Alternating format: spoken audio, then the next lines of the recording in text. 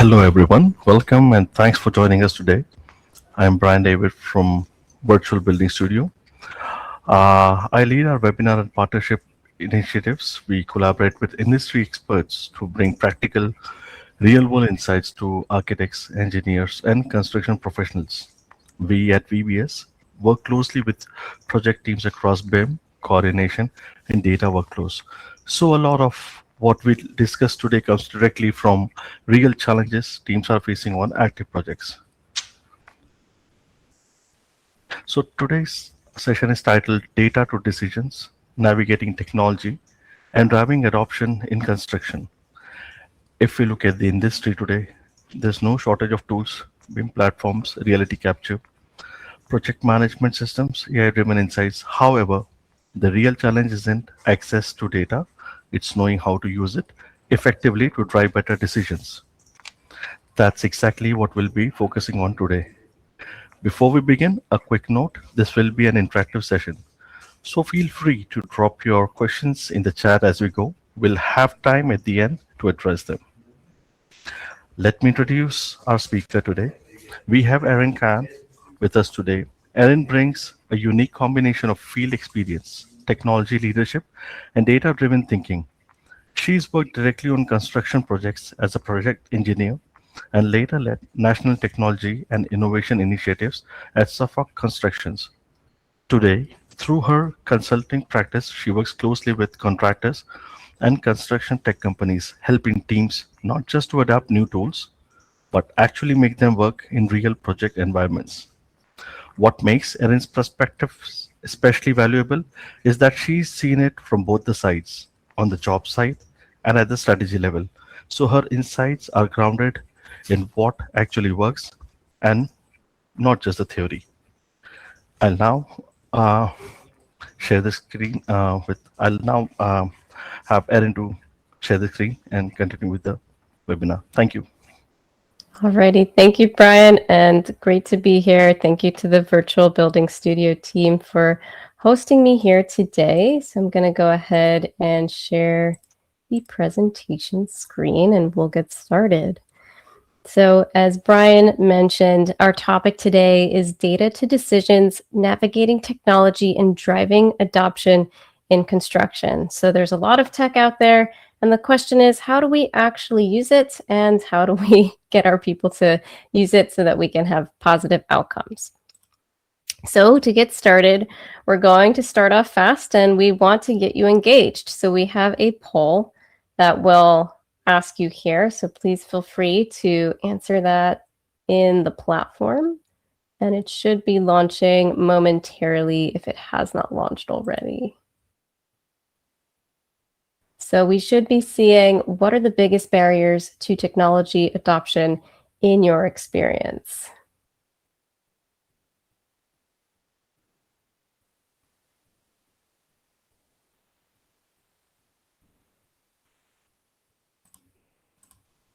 And I'll wait just a few more seconds just to make sure we can get those in.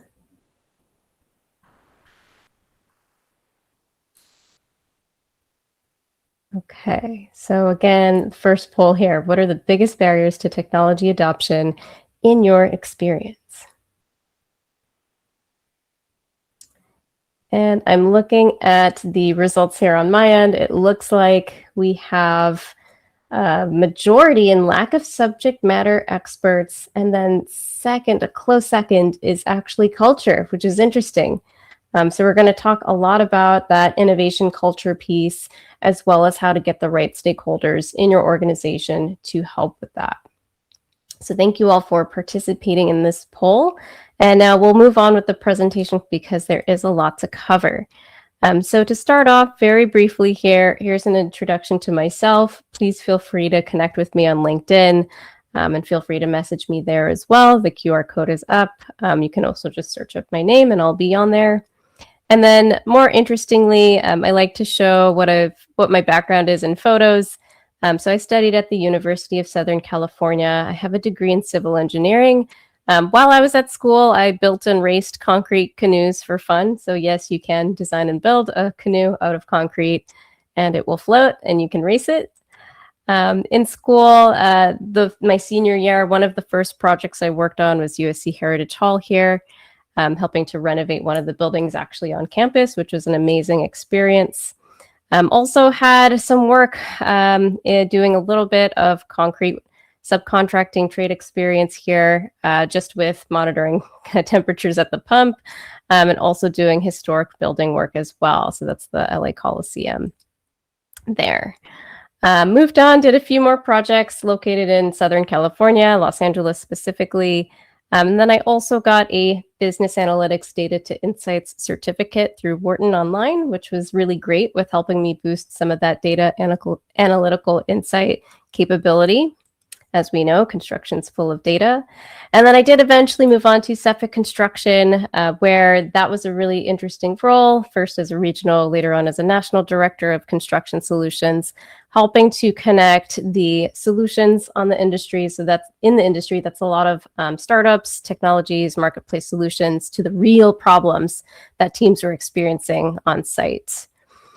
Today, I work as an independent consultant, so I am thrilled to partner with various contractors as well as contractor associations, either doing, connecting them to good technology solutions, developing strategy, and also working with startups to connect back with the construction industry as well. I'm active on social media, so surprise, I do have an account on like YouTube and Instagram and TikTok even, where I post some of the talks that I do with industry experts. So feel free to check that out. So enough about me. Let's get you engaged again. And this will kick off the rest of the conversation. So our second poll here is, how data literate is your organization? And when we talk about data literacy, what we mean is, do the end users who are putting information into your systems, do they understand that that is actually really important data points? Do they understand that that gets quantified and measured and turned to a KPI? Is there a sophistication in your organization where you have a data team and they're helping to manage these things in system architecture that helps drive those insights? So I'm seeing the responses come in. Maybe there's about half, so I'll wait a few more seconds here to see how the votes go, if something will change. And while I'm waiting for those last bit of the votes to come in, data literacy is extremely important because we need a common language to talk about data within our organizations. And going back to the first poll where we said, hey, we don't really have the subject matter experts and we're missing the culture, the data literacy is one of those foundational elements that'll help you identify and build those experts, and then also build that culture over time so that you have a long-term resource. Okay. So I think we have a little over half. Maybe I'll wait to see if a couple more might take the poll. If you're looking for it, it should be right there directly within the Zoho platform. Okay. All right. So I will, let's see. I think that's about it. So it looks like the highest voted is some data literacy. So that's pretty good. That's pretty good. So it looks like most of our organizations, we have a group of individuals that are pretty okay with data. Maybe some aren't so great. Maybe some are actually really great, but we're somewhere in the middle. And then we have our bookends of no data literacy. So we want to improve those, and high data literacy, which we want to continue doing all that good work. So that's great. Thank you for participating in that poll. So moving on, we'll talk a little bit here about the construction technology ecosystem and what does this mean for us? So the challenge in construction, and I didn't pull a lot of stats and data here, but it's out there. There is a ton of data in construction, in AEC, in any of the workflows that we're doing to create the built environments. So those data pieces, it comes down to, what's the temperature that day? What are our finances? Did we estimate correctly? How many crews are on site? What equipment is on site? You name it. So there are multitudes of data points. All of them have some insights that can help us better manage and be proactive about our projects instead of reactive. And it's a big challenge to wrangle all of this. So practically, how do we do this? So it's all coming down to feeding back into this one central hub, right? So we have an engineer that's on site. They're reviewing all sorts of these data components, and there's only so much that that one person can handle at any given time. And as we know in the industry, time is very valuable. We're pulled into a lot of different directions all day, every day, chasing down this piece of information or making sure this is done on time or making sure that's done to a high quality level. So there's only so much that we can manage at any given time. And the challenge, again, here, have it up on the screen with the big warning sign. It's knowing how to use this effectively, right? So this is one person. They have the experience that they're bringing to the table, and it can be overwhelming. There's only so much that you're going to know how to do. So how do we turn data from an overwhelming deluge to us into something that's a manageable asset to help us be more proactive? So let's take a look at that a little bit deeper. So just to illustrate here, there are so many solutions too, on top of some of that basic stuff that's happening on the job site. So before talking about exactly how we do it, this is just another point that shows just how enormous the amount of technology is on the landscape. So recently we've had an explosion, especially with artificial intelligence solutions, which is also trying to help us wrangle our data, but it's also creating more data for us to look at, to ingest, to understand, and then make a plan to address. So it's just going to keep growing. The takeaway here is to start doing some of these data things sooner rather than later, because it's all happening now. All right, so the modern technology ecosystem here. So we have a central connected data platform. This may be something like a data lake, a data warehouse, etc. It is connecting essentially to all of your other platforms. That previous slide kind of touched on all of the different technologies you might be using. The one before that touched on all of the things that are just happening in the industry that are also data points. So this one central connected platform, this data lake, this is going to be your central source of truth, or you want this to be, right? So it will connect in various ways, most likely through an API or another type of integration to pull that data in. So there are just a few spokes on this wheel here, but we have BIM software, reality capture, project management, field apps. Again, that's all of those startups out there. AI analytics, that's that boom that's happening as well. Our ERP and finance systems. There's many more things that also plug into this, right? Like legal, HR, risk, insurance, so many things. But the key takeaway is that you have that central data platform. So what this does, it gives you one source of truth across all of your stakeholders. So person A isn't looking at the one project and finding different data than person B, right? We want to be looking at the same information. The second item here, you're getting those integrations. So instead of having to log into 5 different platforms, ideally it's just one system that's providing one output, so that it takes that burden off of the tech bloat, the tech stack bloat and overgrowth, honestly. Finally, a couple last points here. Design for the field, right? So we have field apps and we have AI analytics that are plugging into this. We want to keep the end in mind. So the purpose of all of the technology, all of the systems, it ties back to operational performance and delivery. So this has to be paramount. We cannot forget that no matter how cool looking our tech is, it serves a bigger purpose of being usable for the field. And finally, I see this point missed very, very often, which is invest in a data team. So a lot of the top contractors, they have roles like chief data officer or chief innovation officer and data scientists and data analysts staffed full-time for AEC purposes. This is allowing them, again, to take the data that's coming from all of these platforms, synthesize that to insight, and turn that into a proactive rather than a reactive way of managing risk on projects. So this investment is huge, and frequently contractors ask me, "Hey, how do I, improve this certain pain point that I'm experiencing? How do I solve this problem? It looks like we can do it with data. What tool or solution do I need to use?" And oftentimes what they need to do first is take a step back get the right data resources in place, and then they can start to really address those problems again with the power of the information that they already have. So how do we practically bring something from concept to the field? So this is a sample implementation roadmap, and I included this because it really shows quite reasonably how scaling innovation works.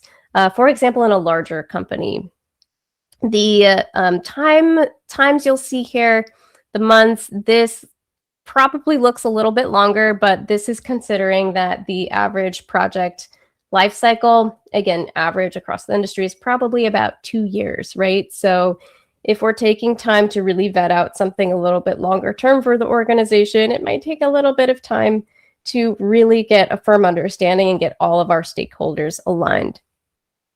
The first couple of steps here I really want to touch on are phase 0 to 1. So phase 0, we're doing all of these checks to make sure that the solution is going to actually practically work and solve a business problem, right? So we don't want to be chasing down shiny objects. We want to be partnering with good tech providers that are going to comply with our company requirements, right? So if the solution is not going to integrate well into that, again, that central data layer, it's probably not a good choice. If legal or risk or IT have any sort of security concerns, that's something that should be addressed, again, in this discovery phase. So you don't want to get all the way down to an enterprise level implementation and then realize, oh no, there's actually the security flaw that we can't work with. So that's why this discovery phase is so important. The other piece too here, so confirming ethical governance requirements are met. This is ever more important, especially with artificial intelligence solutions. And then this isolated sandbox test, also very important. Do not skip this. This will help you understand practically, does this solution or service actually solve our problem or not? If all of that is good and you get a green light, then you move on to your phase 1, that initial pilot.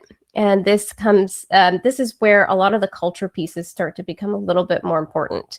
So you're selecting an innovation champion and a team to actually try that solution out for the first time and prove it out, right? So we want to make sure that it's good before we scale it up to the entire organization.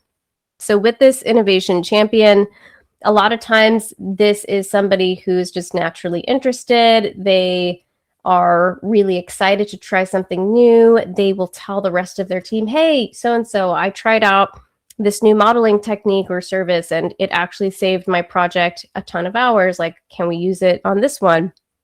So you want to identify who those innovation champions are and make sure you involve them pretty early on in the process. Innovation champions as well, they aren't necessarily the most tech savvy, but they are very passionate about tech and they will learn. So they don't necessarily have to be a tech wizard, but as long as they have the culture and the desire for continuous improvement, that's what you want to look for. And then over time, you can scale up, anticipating continued success and with tracking KPIs and things like that. And then over time, you scale that up throughout your organization. Again, the timeline will depend on how large your organization is, how many projects you have in your pipeline, that sort of thing. And eventually, you get to a point where you have continuous improvement. So it's become just a standard way of operating. So a good example of this is, let's take maybe a couple decades ago, a lot of contractors had no BIM or VDC department. They identified, hey, we think this modeling type of technology and approach will actually help us out a lot. Nowadays, it's become somewhat of an industry standard depending on the types of projects. So it's just the way that they do business now. They have a VDC department, they provide BIM, or they have resources available to do that. So that's now a new standard, and that's part of that continuous improvement cycle. Okay, so a lot on implementation. So that's kind of the process, but we also want to talk about people and who's who and how this is all going to be aligned. So again, this is a sample stakeholder engagement plan. This one's a bit more robust. So this is considering, not a worst case scenario, but like the most, like the largest kind of scenario that you might have. So if it's something simple, yours probably might look way simpler than this, but this is anticipating a more complex level of implementation. So on the top, we have how. So these are all of our resources that are within our organization.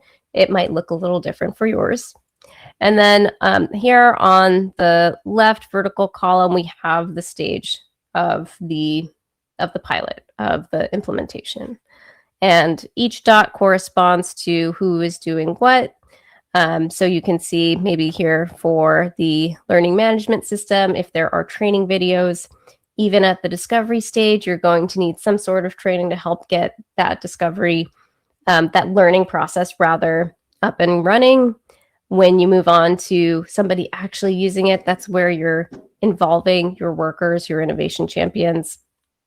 Maybe at operational enterprise and up, you start to get involved with project owners where they see value of the solution and they need to have training and educational materials on how to use the solution. So it'll look a little bit different per each company and per each solution, but there's a lot that goes into making all of these elements become aligned around the same vision. And then ultimately, again, the goal of giving you that positive operational output to be proactive instead of reactive with project delivery. Okay. So through all of this, there's a lot that needs to be done, but we do want to remember these three things at least. And this is where I see team members kind of, forget to do, or they skip it and then they realize, oh man, I have to go back and redo this. So first off, prioritize which problems you want to solve. So a lot of times teams will approach technology and say, well, I have a lot that I want to do. Let's just try, do a bunch of different things and see how it goes, which that doesn't always work out. You really need to know which problem you want to solve and why. So make sure that you know which are your top 2 or 3, right? Why does it matter to the business? Why does it matter to the people in the organization? Is this a priority right now? Next, write down your business requirements. So please know what it is that you're looking for, right? So if you have something really specific, a specific workflow that has to be done a way that you need it to be done, write it down, make sure that the solution can do it.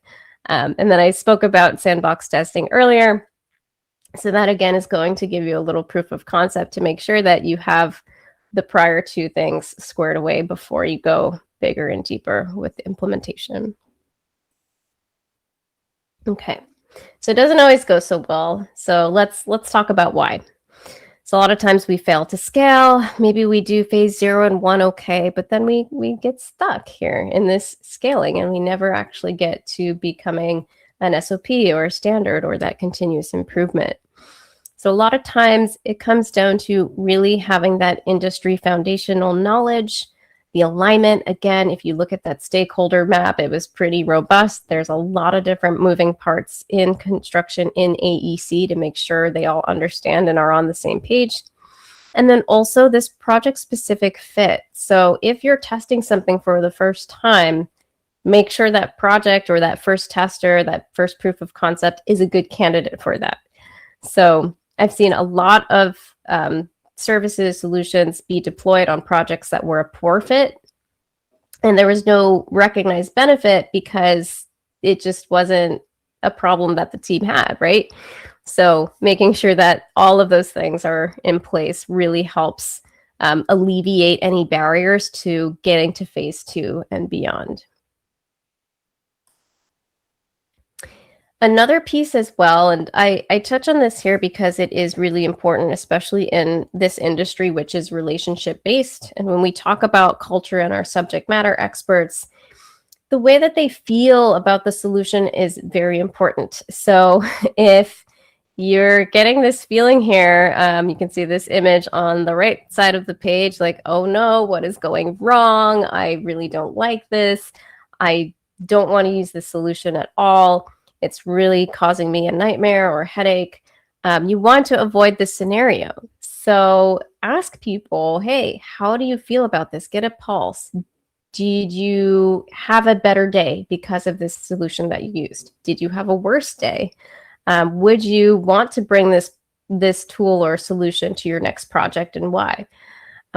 So what you're aiming for is this jumping for joy. I love this thing. I can't wait to, go to my next project and use it because it's going to make my life so much easier. So this is the feeling that we're aiming for in general when it comes to tech adoption. And if, a lot of times end users, they get burned and they end up in this bucket where it's not so great, right? That makes them so much more wary to try something new in the future, and that really damages, again, that culture of innovation that's in the organization. So we're always aiming for that sparking of joy. And then quantitatively, that translates to a high net promoter score, but that's a little bit more on the data analytics side.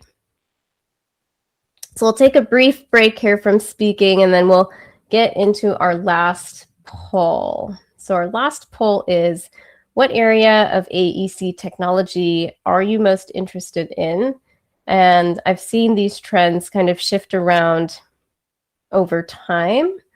There's a lot that's on the market. What's also very interesting is that there's an overlap of these solutions starting to occur. So we may have a great BIM VDC solution, and it might also have some artificial intelligence features in it that's helping us get a lot of more insights and things from our model.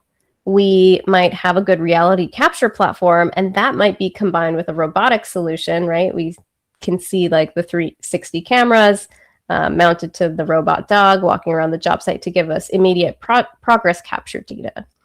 So there's some interesting synergies here. Okay, so I see a few votes coming in. BIM VDC is a big one, no surprise here. Absolutely. I think BIM VDC has been an interesting trajectory with these technologies and services. So a lot of times contractors will attempt to do that in-house and realize, hey, we don't have the right subject matter experts. That's where strategic partnerships with tech providers really comes into play. So do your homework, go through, ask your questions like, hey, partner, like, how can you potentially help us solve this specific problem or need? So that, that BIM VDC skill set is hard to find. So again, that's another great opportunity for partnership. Looks like we have reality capture and AI are runners up, which makes a lot of sense as well. So what's also fascinating, I've been fascinated by the evolution of BIM and VDC technologies, because as they continue to evolve, we again see this merging in of reality capture, right? So we have overlays of our reality capture with a point cloud that can be mapped back to our BIM model, and then we can start to see deviations. And then we add in AI, and that's giving us an automated report that tells us, hey, by the way, we noticed all these maybe errors, or here's how the progress is tracking, without having somebody spend a ton of time just manually walking around doing those types of QA, QC checks. So it's a really great tool to help us accelerate some of our workflows and deliverables. Okay, so I think most of the votes are in, or I don't see it climbing too much. So we had a little bit in robotics and a little bit in IoT, that's sensors, and maybe a little bit in other. So we're not sure exactly what other is, but curious to know. And nobody for estimating. So, okay, we're good on estimating. One small note there with the BIM models and BIM technologies as well. Those lend themselves to estimating, 3D estimating, or extra Ds on that estimating types of activities. So again, that's another powerhouse of BIM and VDC, where you have a model, it's a good central source of truth. We connect that back to our data layer. Remember that central spoke, and then that gives us a lot more insights than we were able to get previously from a siloed system. All right, well, thank you so much for participating in that poll. That is fantastic. Okay. So a few closing thoughts before we get to Q&A. So some of the key takeaways here, again, aligning your technology with the workflows. If it's BIM VDC that we're focusing on, we want to make sure that what it is that we're rolling out and delivering to our teams is actually going to be what they need and what they will use. We don't want to roll out something that nobody's going to use. Sounds really simple and straightforward, but it doesn't go that way a lot of times. So just a reminder here, look at your workflows. What are people actually doing? Where are the pain points? And then again, select that tool based on the feedback that you get from those first steps. This all comes back to knowing the problem you're solving and why you want to solve it, and where that priority lies. And then finally, of course, putting it into the organization, training people on how to use it, and then that continuous improvement process over time.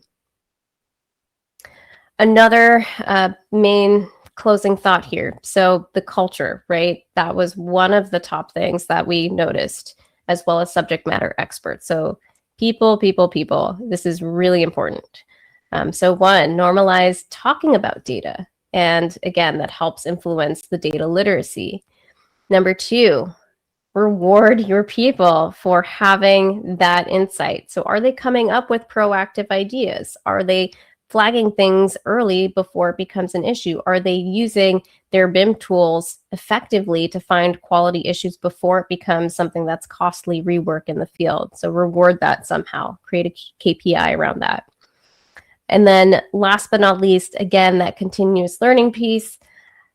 Skills evolve fast, especially with AI. We're even seeing, prompt engineering, right? This prompting skill become more and more needed in the industry, just with how prolific some of these tools are becoming.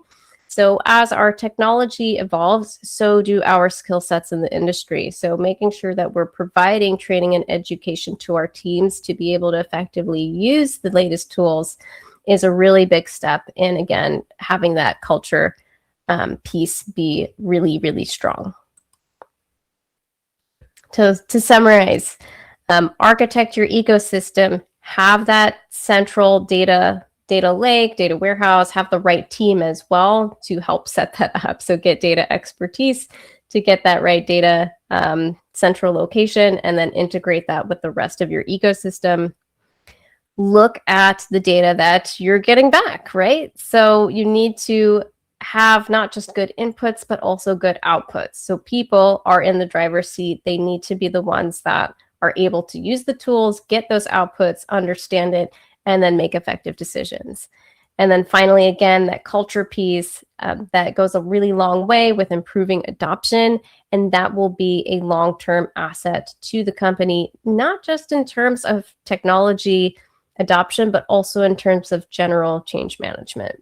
So to conclude here, the companies that are going to lead the next decade, I would argue maybe, the next year to 20 years, right? They're not the ones with the most technology or the flashiest technologies. They're the ones that are using it the best, the most strategic, and actually remembering that there is a person at the end of the day that is doing an operational activity, and the technology needs to align with that person's objectives. So with that, that concludes at least the slide portion that I have here for today. I can absolutely touch on and go back on anything that's needed, but I did want to make sure that we had enough time for questions and any thoughts and discussion that we want to go through. So also feel free to connect with me after if there's something else that you want to talk about. And I can maybe take questions at this point. I do see one question that says no sound that came in a little bit earlier. So I hope there's been sound Yes. as I've been speaking this time. Okay, thanks, Brian, for confirming that.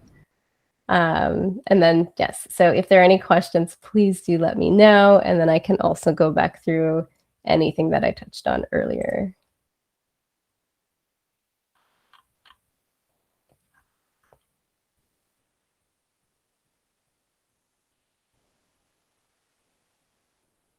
And there should be either a chat or a Q&A box in the platform. Okay, I see one question here from Ray. Oh, here we go. Okay, lots of questions. Okay, great. So are you seeing the VR platform gaining speed in conjunction with the Meta goggles? Great question. So actually, I think it's maybe 2 years ago now. I did a research report on XR technologies. And this was when, I'm not remembering. I think it was the new VR headset came out from somewhere, or XR, something had come out in conjunction with this report that I worked on. I think VR has been an XR in general, so that's virtual reality, mixed reality, augmented reality. I think those XR technologies have had a little bit of a slower grow, but are significant. So generally, yes, it's gaining speed, but maybe not at the rate. So maybe the acceleration is a little bit low. So the speed is there. It's not as fast as we might want or anticipate. I think a big part of that is because of the hardware element. So hardware is, that's an investment, right? So you need to purchase it, you need to maintain it. It's an asset that depreciates pretty quickly over time. A lot of times these things are bulky and it's not easy to carry around. It takes a lot of computing power to also have something run effectively. So in comparison to VR, I think maybe AR, because that can be done on a smartphone, right, is a lot easier and portable and mobile. So yes, it's gaining speed, I think, as the hardware becomes a bit more accessible and easy to use, but maybe not as fast as some of the other XR technologies. Okay.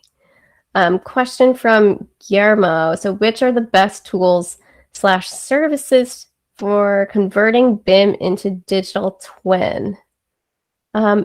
Interesting. So that's quite a bit to unpack here. There's also a lot of different definitions of digital twin. So what I would ask as maybe a follow-up to that is, with the digital twin, what is the output or what is the goal that you're trying to achieve with the digital twin?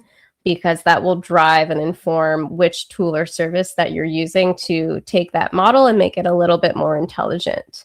So if it's like facility management that you might be using it for, you'd want to search for specific facility management tools and so on and so forth. There's so many out there. I would hesitate to say like, oh yeah, use this one or that one. So the use case, the ultimate use case will kind of drive what you select to use there. So keep that in mind. And then one thing that I do mention, so if you take a look at things like, let's just take Autodesk, for example, they have a whole partner ecosystem. So there are many, many different applications that integrate and will help do what you're looking to do. So usually that's a good place to start with your search to find things that can help with creating a digital twin, or again, whatever that specific output is that you're looking for or looking to get from that digital twin. All right, hopefully that answers it. And then it looks like we have one more here. So from Jessica, are you seeing more VDC departments growing in AEC firms or more on the GC side? Yeah, I think I want to be optimistic and say it's growing in general across the board of AEC. So I believe that that's being driven more and more by the sophistication of technology as well as the ease of access. And as we realize that there are different platforms that help with all sorts of different things, BIM and VDC being one of them, companies are more willing to make that investment. And I think there's also fear of competition, right? Nobody wants to be left behind, or when they go to respond to an RFP to say, oh, sorry, no, I can't actually perform this specific part of the BIM scope because we don't have an in-house role. So I do want to say it's growing across the board, but there still may be some hesitancy to fully invest in those roles. Again, it was no coincidence that the number one challenge was subject matter experts, right? So building that in-house skill set and bringing in personnel and hiring people to do this for us is still a big barrier, but I do think that's slowly changing. maybe a little bit more rapidly now with the advent of AI coming into the mix and saying like, hey, what's our technology plan here? Like, okay, I guess we need to get more subject matters in. So great questions. Anything else?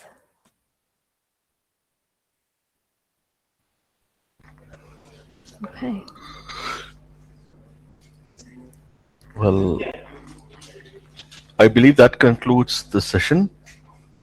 Uh, Thanks everyone for the great questions. And Erin, really appreciate you sharing such practical and actionable insights today.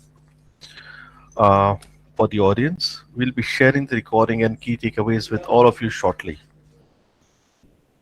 Thanks All again right. for joining, and we'll see you in the next session. Take care. Thanks for having me. Thank you so much, Erin. Bye bye.